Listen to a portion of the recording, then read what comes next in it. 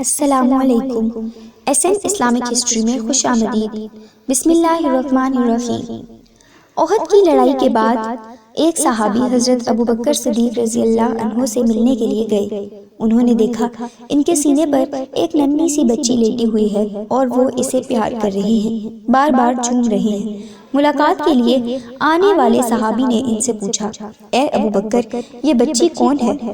انہوں نے جواب میں ارشاد فرمایا، یہ اس شخص کی بیٹی ہے جسے اللہ نے بہت بلند مرتبہ عطا فرمایا۔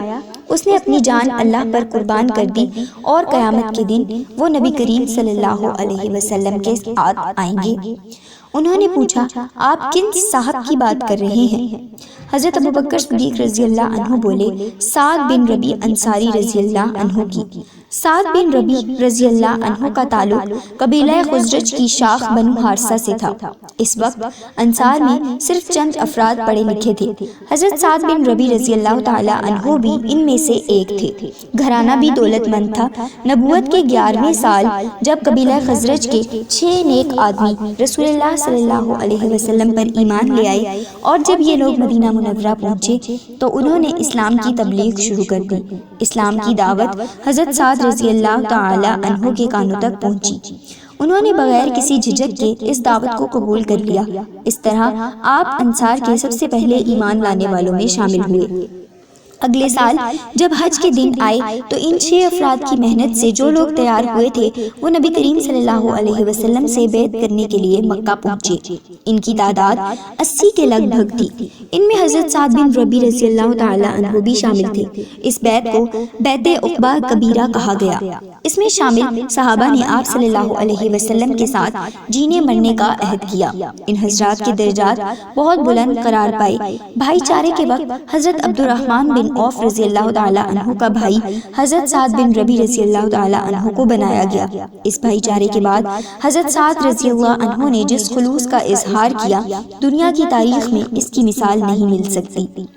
انہوں نے حضرت عبد الرحمن بن عوف رضی اللہ تعالی عنہ سے کہا، بھائی، میرا نصف مال حاضر ہے، گھر کا نصف سامان حاضر ہے، ہر چیز کا نصف تم لے لو، اور میری 2 بیویاں ہیں، پسند کرو تو ان میں سے ایک کو طلاق دیتے ہوں، تم ان سے نکاح کر لینا۔ حضرت عبد الرحمن بن عوف رضی اللہ تعالی عنہ نے ان کے اس انتہا درجہ کے خلوص پر شکریہ ادا کیا اور کہا، آپ مجھے صرف بازار کا راستہ بتا دیں۔ غزوہ بدر میں شریک ہوئے۔ بدر کے بعد آپ غزوہ احد میں شریک ہوئے۔ بہت جاں بازی سے لڑے، یہاں تک کہ زخموں سے چور چور ہو کر گر پڑے۔ ایک روایت میں ہے ان کے جسم پر 12 بڑے زخم آئے۔ حضرت سعد رضی اللہ عنہ کو نبی رحمت صلی اللہ علیہ وسلم سے بہت محبت تھی۔ خود نبی پاک صلی اللہ علیہ وسلم بھی آپ کو آپ سے حد درجے محبت تھی۔ جنگ کے بعد جب آپ صلی اللہ علیہ وسلم کو حضرت سعد رضی اللہ تعالی عنہ نظر نہ آئے تو صحابہ سے مخاطب ہو کر فرمایا، کوئی ہے جو سعد کی خبر لائے؟ حضرت ابی بن کعب رضی اللہ تعالی عنہ نے عرض کیا، یا رسول اللہ صلی اللہ علیہ وسلم، میں جاتا ہوں۔ یہ کہہ کر وہ میدان جنگ میں گئے اور لاشوں کے درمیان پھر کر حضرت سعد بن ربیع رضی اللہ تعالی عنہ کو تلاش کرنے لگے، بار بار ان کا نام لے کر پکارنے لگے۔ آخر بلند آواز میں پکارے، سعد، اگر زندہ ہو تو آواز دو، مجھے رسول اللہ صلی اللہ علیہ وسلم نے تمہاری تلاش میں بھیجا ہے۔ اس وقت حضرت سعد بن ربیع رضی اللہ تعالی عنہ کا آخری وقت تھا۔ اللہ کے رسول صلی اللہ علیہ وسلم کا اسم گرامی سن کر انہوں نے اپنے جسم میں ایک توانائی سی محسوس کی۔ اپنے جسم اور روح کی طاقت جمع کر کے بولے، رسول اکرم صلی اللہ علیہ وسلم کی خدمت میں میرا سلام عرض کرنا اور میرے انصاری بھائیوں سے کہنا، اگر آج خدا نخواستہ اللہ کے رسول شہید ہو گئے اور تم میں سے کوئی ایک بھی زندہ بچا تو اللہ کو ہرگز نہ منہ دکھا سکو گے اور اس کے سامنے تمہارا کوئی عذر قبول نہیں ہوگا۔ ہم نے بیعت عقبہ میں آپ صلی اللہ علیہ وسلم پر فدا ہونے کا حلف اٹھایا تھا، یہ کہا اور آپ کی روح پرواز کر گئی۔ حضرت ابی بن کعب رضی اللہ تعالی عنہ نے رسول اللہ صلی اللہ علیہ وسلم کی خدمت میں حاضر ہو کر حضرت سعد رضی اللہ تعالی عنہ کے آخری الفاظ دہرائے تو اللہ کے رسول اللہ صلی اللہ علیہ وسلم نے ارشاد فرمایا، اللہ سعد کو اپنے دامن رحمت میں جگہ دے۔ زندگی اور موت دونوں میں اللہ اور اللہ کے رسول کے خیر خواہ رہے ہیں۔ حضور نبی کریم صلی اللہ علیہ وسلم ان سے خاص موقعوں پر مشورہ لیا کرتے تھے۔ اس طرح حضرت ابوبکر صدیق رضی اللہ تعالیٰ عنہ بھی ان سے بہت محبت کرتے تھے۔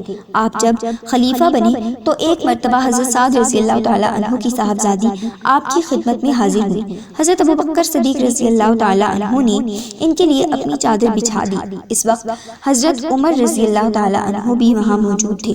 انہوں نے پوچھا، اے خلیفہ رسول، یہ خاتون کون ہے؟